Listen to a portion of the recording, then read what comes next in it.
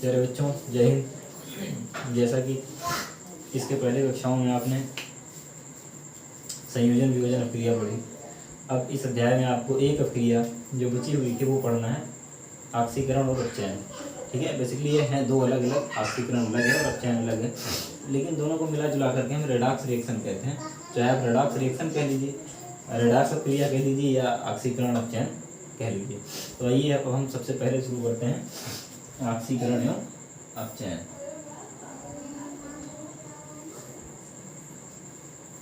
ऑक्सीकरण एवं अपचयन। अपचयन, ठीक है। ऑक्सीकरण एवं अपचयन, तो अपचयन जो है ऑक्सीकरण का ठीक उल्टा होता है। तो बस आप एक समझ जाइएगा, ऑक्सीकरण अगर आप समझ जाएंगे तो अपचयन भी आप समझ जाएंगे। तो पहले हम फर्स्ट ऑफ ऑल ऑक्सीकरण पर हम आते हैं, या ऑक्सीडाइजेशन पर हम आते हैं।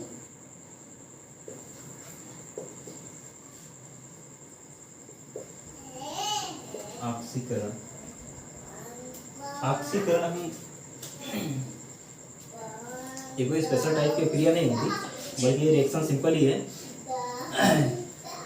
किसी भी मॉलिक्यूल में जब ऑक्सीजन जुड़ जाए या इलेक्ट्रॉन जुड़ जाए या इलेक्ट्रॉन से भरा हुआ कोई मॉलिक्यूल जुड़ जाए तो उसे हम ऑक्सीडेशन या ऑक्सीकरण कहते हैं। मान लीजिए आपके पास कोई मॉलिक्यूल X है, अभिक्रिया होने के बाद में, रिएक्शन होने के बाद में इसमें इलेक्ट्रॉन जुड़ जाता है। इलेक्ट्रॉन जुड़ जाता है तो हम इसे माइनस लिखते हैं। अब माइनस और प्लस क्यों लिखते हैं?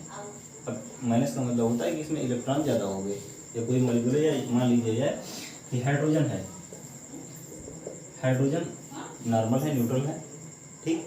अगर हाइड्रोजन में एक इलेक्ट्रॉन ज़्यादा हो गया तब यहाँ माइनस लिख दिया जाता है, और ये प्रोटॉन ज़्यादा हो जाए यानी इलेक्ट्रॉन की कमी हो जाए तो प्लस लिख दिया जाता है। ये समझने में थोड़ा सा उल्टा है कि निकलने पर हम प्लस लिखते हैं और जुड़ने पर माइनस लिखते हैं। आगे हम समझाएंगे उसे क्यों।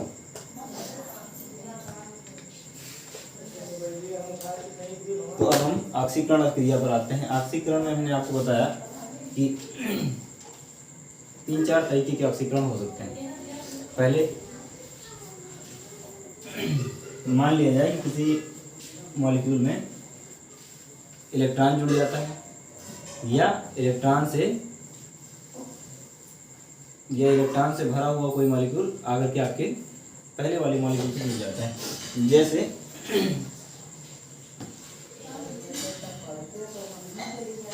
मान लिया जाए कि आपके पास कोई मॉलिक्यूल है Fe, ठीक है। अगर Fe नेगेटिव यानी कि इलेक्ट्रॉन जुड़ जाता है तब इसे हम ऑक्सीडेशन कहेंगे, ठीक है। Fe में ऑक्सीजन जुड़ जाता है, ऑक्सीजन जो कि इलेक्ट्रॉन का भरा हुआ मॉलिक्यूल है, अगर ऑक्सीजन जुड़ जाता है तो हम इसे भी ऑक्सीडेशन ही या ऑक्सीकरण ही कहेंगे। या फिर प्रोटॉन निकल जाए, इलेक्ट्रॉन जुड़ जाए तो ऑक्सीडेशन, प्रोटॉन निकल जाए तो ही ऑक्सीडेशन, ठीक है। या प्रोटॉन से भरा हुआ कोई मॉलिक्यूल, अब आप ये समझ लीजिए कि जैसे ऑक्सीजन जुड़ रहा है, ठीक है, सल्फर जुड़ रहा है, क्लोरीन जुड़ रहा है, फ्लोरीन जुड़ रहा है। अगर ये सारे मॉलिक्यूल जुड़ रहे हैं जो इलेक्ट्रॉन से भरे हुए हैं, अगर ये मॉलिक्यूल जुड़ रहे हैं तब हमारे रिएक्शन में ऑक्सीकरण हो रहा है, यानी हमारी अभिक्रिया जो है ऑक्सीकरण हो रही है हमारी अभिक्रिया।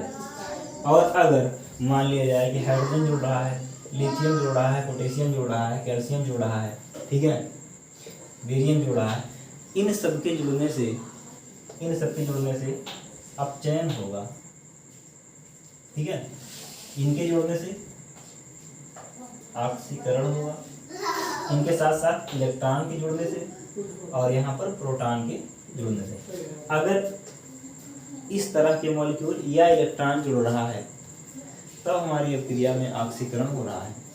अगर इस तरह का मॉलिक्यूल या प्रोटॉन जुड़ रहा है तो फिर अपचयन हो रहा है हमारी अभिक्रिया। अब आप इसको यूं समझ लीजिएगा कि अगर oxygen, sulphur, chlorine, fluorine, bromine ऐसे मॉलिक्यूल अगर जुड़ रहे हैं तो ऑक्सीकरण हो रहा है, लेकिन इसके साथ साथ अगर हाइड्रोजन निकल रहा है या लिथियम निकल रहा है या इस तरह के जो मॉलिक्यूल हैं वो निकल रहे हैं तब भी हमारा क्या हो रहा है, ऑक्सीडेशन हो रहा है। ये जुड़ रहे हैं तब भी ऑक्सीकरण है, ये निकल रहे हैं तब भी ऑक्सीकरण है। अच्छा, ये जुड़ रहे हैं तब अपचयन है, और ये निकल रहे हैं तब अपचयन है। ठीक है, मतलब जब भी आप इलेक्ट्रॉन जुड़ेगा ऑक्सीकरण हो रहा है, इलेक्ट्रॉन निकलेगा अपचयन हो रहा है। प्रोटॉन जुड़ेगा अपचयन हो रहा है, प्रोटॉन निकलेगा ऑक्सीकरण हो रहा है। ठीक है, दोनों एक दूसरे के यूनिवर्स हैं, अपोजिट हैं बिल्कुल। जैसे इनके कुछ एग्जाम्पल मैं आपको दे दूं, जैसे मान लिया जाए कि Fe था, Fe माइनस हो गया, निगेटिव हो गया, मतलब इसके पास एक इलेक्ट्रॉन आ गए। अब हम पहले तो ये चीज़ क्लियर कर लीजिए आप कि अगर कोई इलेक्ट्रॉन या प्रोटॉन निकलता है तो वह हमारा जो मॉलिक्यूल है वो क्या हो जाता है, हमारा आयनित हो जाता है या आयोनाइज हो जाता है जिसे कहते हैं। जैसे मान लिया जाए कि हमारे पास एक परमाणु है, एक एटम है, ठीक है, एक एटम है, इसका कोई भी नाम आप रख सकते हैं, 118 नाम है आपके पास एटमों के, जो भी नाम रखना हो आप रख लीजिए। ठीक है, इस एटम में मान लिया जाए कि एक इलेक्ट्रॉन था, या हाइड्रोजन की बात हो रही है, हाइड्रोजन कितना होता है 1s1। ठीक है, तो हमने क्या देखा, या 1s2 भी होता है, 1s3 भी आपको मिलेगा। तो यहाँ पर ये एक इलेक्ट्रॉन हो गया जो बाहर ऑर्बिट में है, यहाँ पर एक यानी प्रोटॉन को हम ऐसे दर्शा सकते हैं, मान लिया जाए एक इलेक्ट्रॉन और एक प्रोटॉन है। ठीक है, तो अब इसके पास पॉजिटिव चार्ज भी है और निगेटिव चार्ज भी है। तो अभी ये हमारा क्या एटम क्या है, बिल्कुल न्यूट्रल है। ठीक है, अगर निगेटिव है और पॉजिटिव है तो दोनों क्या है, न्यूट्रल है। अगर निगेटिव वाला निकल गया, निगेटिव कौन है, इलेक्ट्रॉन, इलेक्ट्रॉन निकल गया तो हमारे पास क्या बचा, प्रोटॉन है ना बचा, तो इसीलिए हमारा ये अब क्या हो जाएगा, प्लस हो जाएगा, ये अब पॉजिटिव हो जाएगा। तो पॉजिटिव होने का मतलब ये नहीं कि कोई इससे जुड़ रहा है, हाँ प्रोटॉन जुड़ेगा तो भले पॉजिटिव हो जाएगा, इलेक्ट्रॉन के निकलने से ही वे पॉजिटिव हो जाते हैं, क्योंकि इलेक्ट्रॉन नेगेटिव चार्ज होता है। ठीक है, उल्टा अगर इसमें एक इलेक्ट्रॉन और ऐड हो जाए तो ये क्या हो जाएगा, माइनस हो जाएगा, क्योंकि ऋणावेश बढ़ गए। ऋणावेश क्यों बढ़ गए, क्योंकि इलेक्ट्रॉन ऋणावेशित होते हैं और एक इलेक्ट्रॉन एक्स्ट्रा इसके पास या किसी भी परमाणु के पास आ गया तो वह ऋणावेशित हो गया। ठीक है, तो इसी तरह से हमारा ऑक्सीकरण अपचयन होता है। आइए थोड़ा एग्जाम्पल हम देख लें।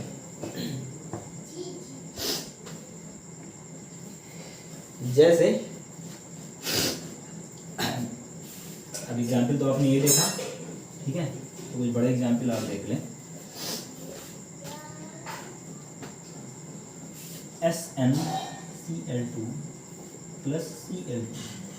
अब हमने ये जाना है भैया, इसके पिछले भाग में हमने जाना है कि ये कभी सिंगल नहीं रहते हैं, दो परमाणु रहते हैं, इसलिए हमने Cl2 लिखा। ठीक है, अब ये किस कैटेगरी में आ रहा है, इलेक्ट्रॉन रिच वाले में कैटेगरी में आ रहा है ना, इसके पास इलेक्ट्रॉन ज़्यादा होते हैं Cl के पास। ठीक है, तो अभी ये क्या हो गए, यानी ऋणावेशित टाइप के होते हैं, नेगेटिव टाइप के होते हैं। तो अब ये हमारा क्या हो रहा है, ऑक्सीडेशन हो रहा है। अगर ये जुड़ेंगे तब ऑक्सीडेशन हमारा होगा। जैसे HnCl4 हो गया, SnCl4 हो गया, तो SnCl4 में एडिशन हुआ ना, ये जुड़ रहा है, तो अब ये जुड़ रहा है तो मतलब क्या हो रहा है, अगर Cl जुड़ा है, अभी आपने पढ़ा कि Cl जुड़ा है तो क्या होगा, ऑक्सीडेशन यानी ऑक्सीकरण हो रहा है। ठीक है, जैसे Mn मैग्नीशियम ऑक्साइड को हाइड्रोक्लोरिक एसिड के साथ क्रिया कराते हैं। अब बैलेंस करने के लिए हमने रिएक्शन मतलब हाइड्रोक्लोरिक एसिड के 4 मॉलिक्यूल ले लिए। MnCl2,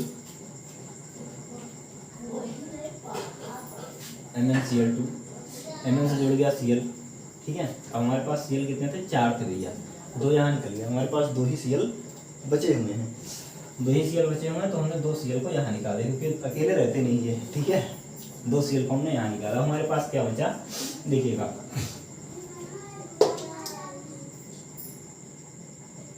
हमारे पास 2 O2 बचा और 4H बचा, यानी कि H2O बचा, 2H2O बचा।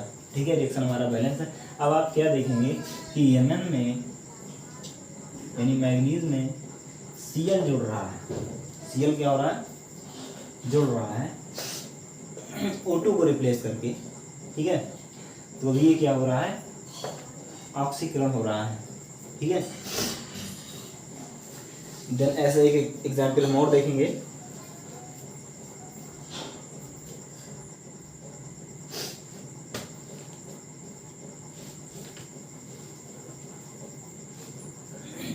ZnSO4 प्लस कॉपर के साथ क्रिया कराते हैं, CuSO4 यानी कॉपर सल्फेट बन जाता है,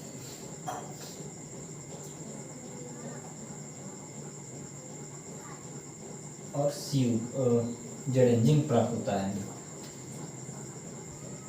ठीक है। SO4 माने सल्फेट है, ये सल्फर और ऑक्सीजन, तो ये दोनों इलेक्ट्रॉन रिच हैं, आकर के जुड़ रहे हैं, किससे, कॉपर से जुड़ रहे हैं, तो इसमें ऑक्सीडेशन ही हो रहा है। और इसका एक नाम और जान लीजिएगा, उपचय भी कहते हैं इसे, ऑक्सीकरण को उपचय भी कहते हैं। तो उपचय और अपचय,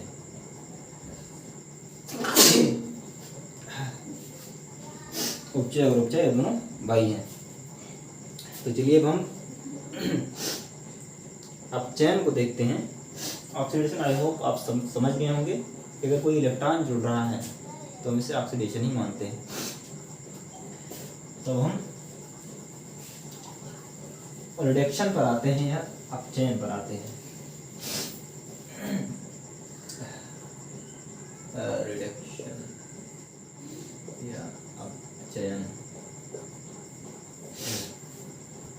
अपचयन में ठीक उल्टा, प्रोटॉन रिच मॉलिक्यूल आकर के जुड़ेंगे, जैसे हाइड्रोजन जुड़ेगा, लिथियम जुड़ेगा, सोडियम जुड़ेगा, मैग्नीशियम जुड़ेगा, ये सारे जुड़ेंगे आकर के, या प्रोटॉन जुड़ेगा या सीधा सीधा इलेक्ट्रॉन निकलेगा, तब भी हम इसे क्या कहेंगे, उपचय ही कहेंगे, उपचय ही कहेंगे, ठीक है। जैसे मान लिया जाए कि आपके पास CuCl2 था, CuCl2 था प्लस कॉपर के साथ आपने रिएक्शन कराया,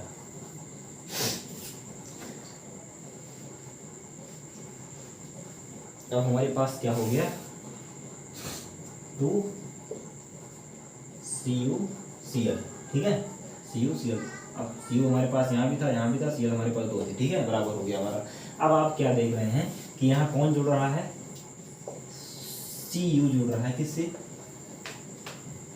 क्यूप्रेस क्लोराइड से, ठीक है, कॉपर क्लोराइड से कौन जुड़ रहा है, कॉपर जुड़ रहा है।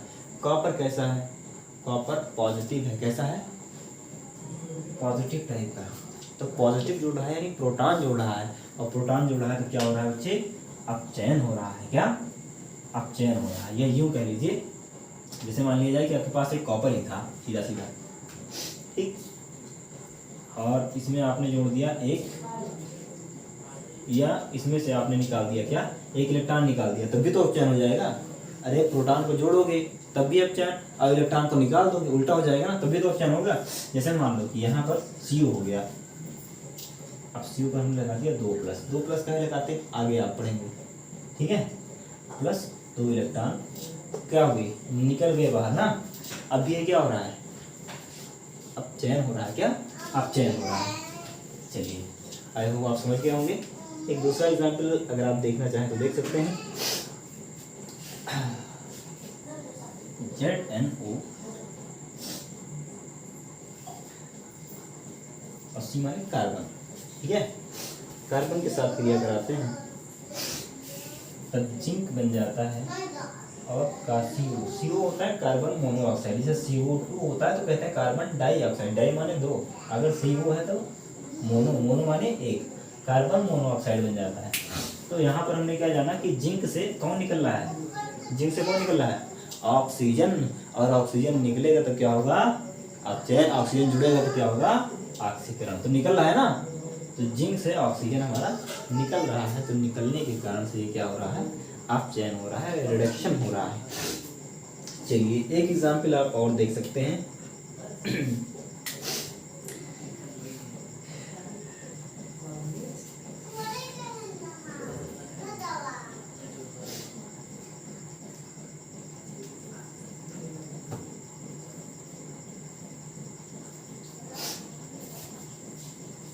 H2S।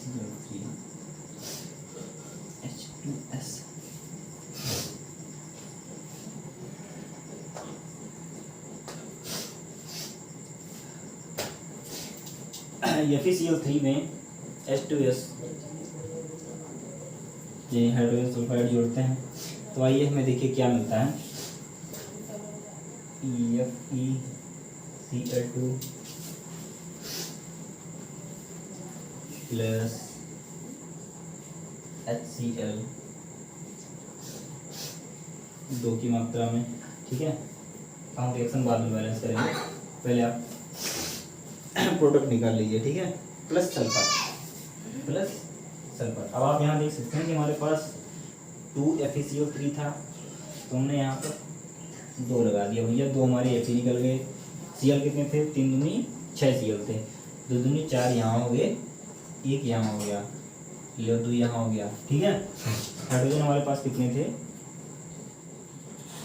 2 थे, 2 हाइड्रोजन हमारे यहाँ हो गए। और हमारे पास क्या? सल्फर निकल गया। सल्फर किस परिवार का है? सल्फर है ऑक्सीजन का बड़ा भाई, ठीक है। ऑक्सीजन का एटॉमिक नंबर कितना होता है? 8, और इसका कितना है? 16। एक ही परिवार के सदस्य हैं अगर आप पीरियोडिक टेबल में देखेंगे तो, ठीक है। तो ऑक्सीजन का तो बड़ा भाई है सल्फर। ऑक्सीजन अगर जुड़ेगा तो ऑक्सीकरण होगा, ऑक्सीजन निकलेगा तो अपचयन होगा। सल्फर जुड़ेगा तभी तो ऑक्सीकरण होगा, और सल्फर निकलेगा तब अपचयन होगा। तो यहाँ सल्फर क्या हो रहा है? जुड़ रहा है कि निकल रहा है? सल्फर तो निकल रहा है, किससे? हाइड्रोजन से। सल्फर किससे निकल रहा है? हाइड्रोजन से। सल्फर किससे निकल रहा है? हाइड्रोजन से। तो अब ये क्या हो रहा है? अपचयन हो रहा है, ठीक है। अपचयन हो रहा है। तो आई होप आप सब समझ गए होंगे ऑक्सीकरण अपचयन। अगली क्लास में इसके क्वेश्चन सॉल्व करा दिए जाएंगे। बाकी और कोई डाउट हो तो कमेंट में आप पूछ सकते हैं। धन्यवाद।